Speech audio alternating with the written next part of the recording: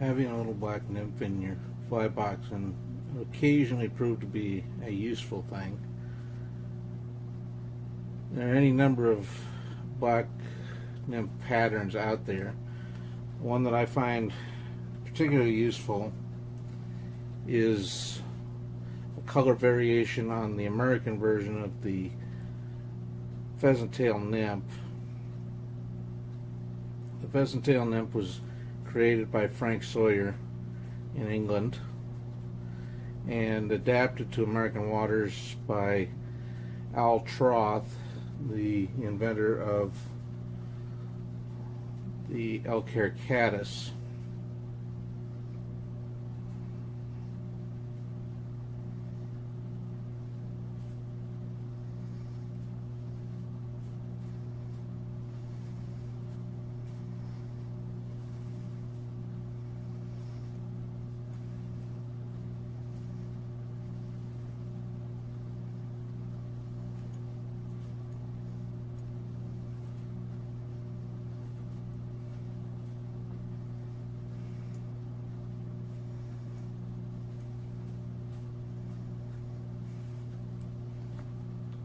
What you'll need is some black pheasant tail,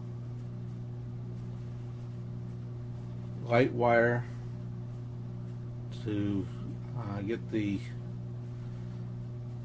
fly to break the surface tension. If you need more weight than that while fishing it, you can always add split shot to the leader. Ultra wire,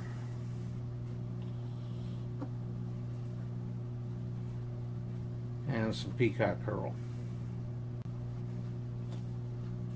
Many times a fly shop will advise you that little black nymphs are the ticket at a particular moment, but they can't necessarily tell you, or don't necessarily tell you, what they imitate.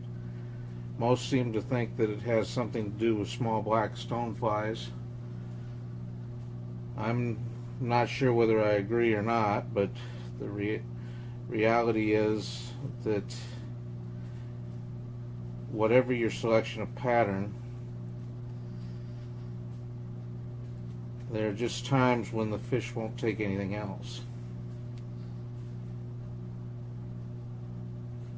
Most of the little black nymphs are tied in sizes 14 on down. That's part of the reason I think the pheasant tail nymph works so well, is that not only is it easy to tie and imitates a number of things, it also works well in smaller sizes. In fact, while most pheasant tail patterns imitate some form of mayfly, little black pheasant tail nymph will do a passable imitation of a chironomid when you're lake fishing.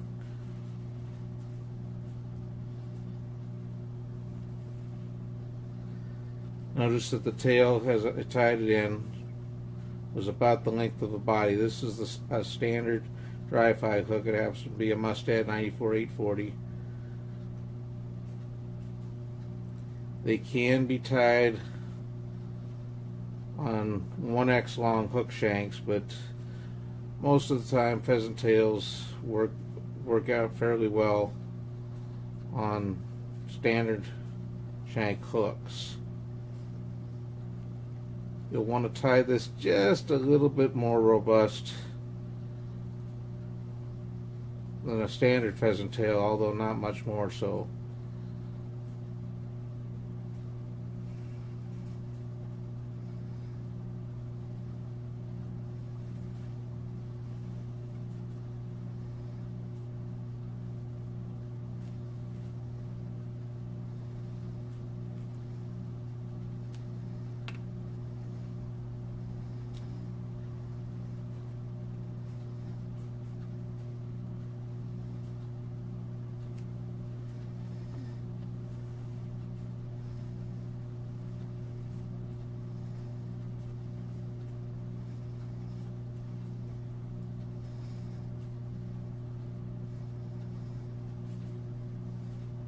Some will counter wrap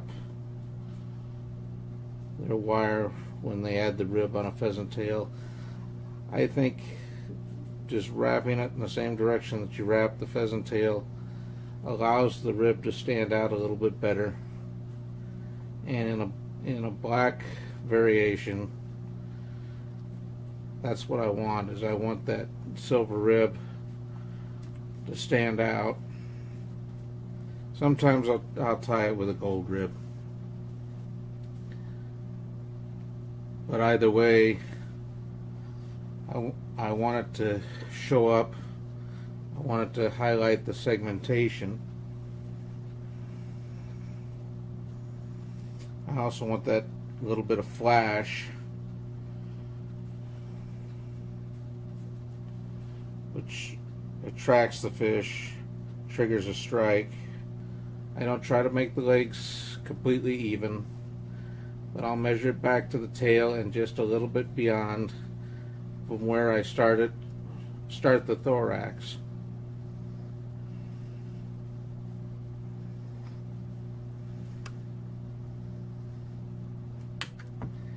And that'll happen to you.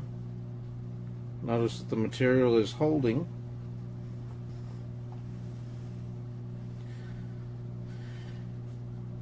We'll just start your thread again.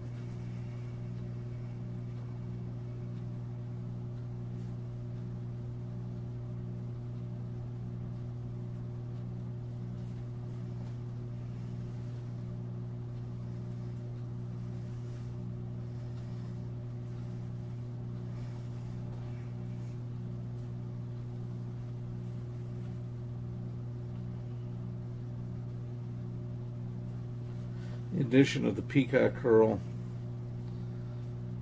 as the thorax material was again one of the changes that Al Troth made to adapt the fly or the pattern to American waters, and frankly I think it was genius. Peacock curl, it's hard to argue with. The success of the material in terms of attracting trout. The only problem is that it tends to be, again, a very fragile material, and that's why we reinforce it with a dubbing loop. Okay, even tying in the pieces, one broke off.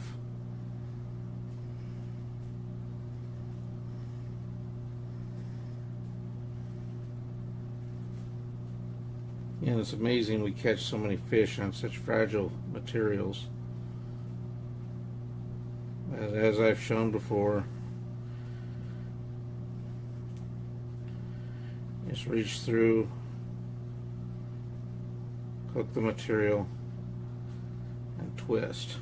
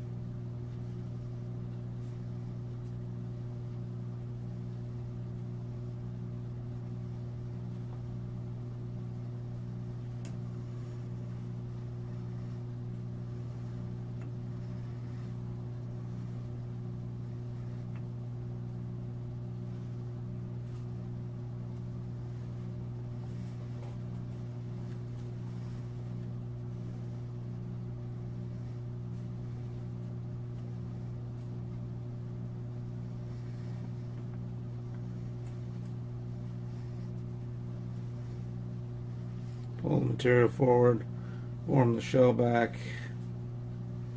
Some will tie it so that it goes underneath the hook, beard style. Others will tie it where you divide it into two more or less roughly equal sections and tie it back so that it falls back along the sides of the thorax. I tend to prefer the legs off to the sides, but that's just me.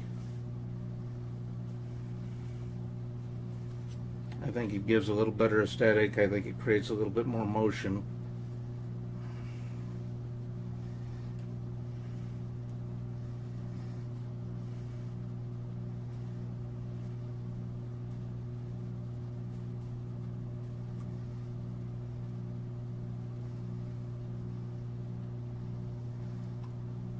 And again, I don't want the legs to be exactly equal all the way around. I want them a little offset, little different lengths.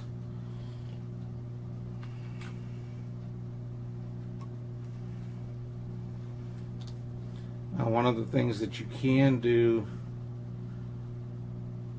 that generally works fairly well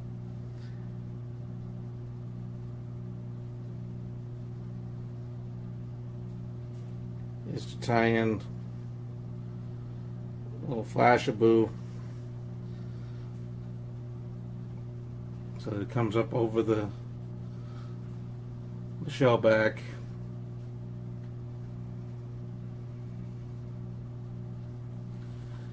You can also give these flies an epoxy head or an epoxy back, but that's all there is to it.